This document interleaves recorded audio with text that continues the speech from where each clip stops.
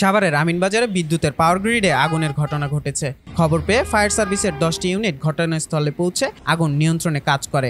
2 ঘন্টার চেষ্টায় আগুন নিয়ন্ত্রণে আসে। মঙ্গলবার সকাল 7:15 দিকে পাওয়ার গ্রিডের একটি ট্রান্সফরমার থেকে আগুনের সূত্রপাত ঘটে। ফায়ার সার্ভিসের সদর দপ্তরের টেলিফোন অপারেটর শাহাদাত হোসেন জানান, সকাল 7:15টার দিকে বিদ্যুতের পাওয়ার গ্রিডের আগুনের খবর প্রথমে সাভার ও ট্যানারি ফায়ার স্টেশন থেকে মোট 5টি ইউনিট ঘটনাস্থলে পৌঁছে আগুন নিয়ন্ত্রণে কাজ শুরু করে। পরে আগুনের তীব্রতা বেশি থাকায় আশেপাশের স্টেশন থেকে আরও 5টি ইউনিট ঘটনাস্থলে পৌঁছে আগুন নিয়ন্ত্রণের কাজে যোগ দেয়। এদিকে ঘটনাস্থল থেকে সাভারের উপজেলা নির্বাহী কর্মকর্তা আবু বকর সিদ্দিক বলেন, এই ঘটনার তদন্তে 5 সদস্যের কমিটি গঠন করা হয়েছে।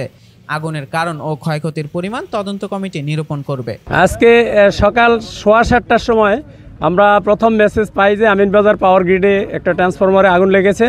তো মেসেজ পাওয়ার সাথে সাথেই আমাদের নিয়ারেস্ট ফায়ার স্টেশন আপনারা জানেন গাবতলীর পাশে কল্যাণপুর, সেই স্টেশন আসার পর আগুনের ভয়াবহতা দেখে সে সাহায্য চায়। তারপর আমাদের আশেপাশের কয়েকটা 5টা স্টেশন থেকে আমাদের মোট 9টা ইউনিট এখানে আসে এবং একই সাথে কাজ করতে থাকে।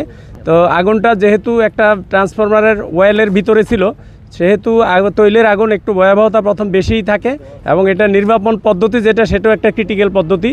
তো সে কারণে আমাদের ইউনিটগুলো একটু বেশি লেগেছে এবং আমরা আমাদের কর্মীরা আমরা চারিদিক থেকে যে ট্রান্সফরমারের ভিতরে যেটাতে আগুন লেগেছিল সেটাকে আমরা প্রথমেই কনফাইন করতে চেষ্টা করি এবং একসময় আমরা শুধু একটা ট্রান্সফরমারেই আগুন ছিল, আর আশেপাশে কোথাও আগুন ছড়াতে পারে নাই এবং সেটার ভিতরে প্রচুর পরিমাণ আপনার ট্রান্সফরমার ওয়েল থাকে।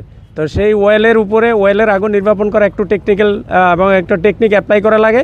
আমরা পরবর্তীতে 9:15টার সময় আগুনটাকে আমরা নিয়ন্ত্রণে নিয়ে আসছি এবং আমরা সেখানে পানি ছাড়াও আমরা ফোম ব্যবহার করেছি। তৈলের আগুনে যেটা ব্যবহার করা হয় সেই ফোম ব্যবহার করে আগুনটাকে আমরা নিয়ন্ত্রণে এনেছি। আগুন এখন আমাদের সম্পূর্ণ নিয়ন্ত্রণে আছে এবং এখনও নির্বাপিত হয় নাই, সম্পূর্ণ আমাদের কাজ চলছে।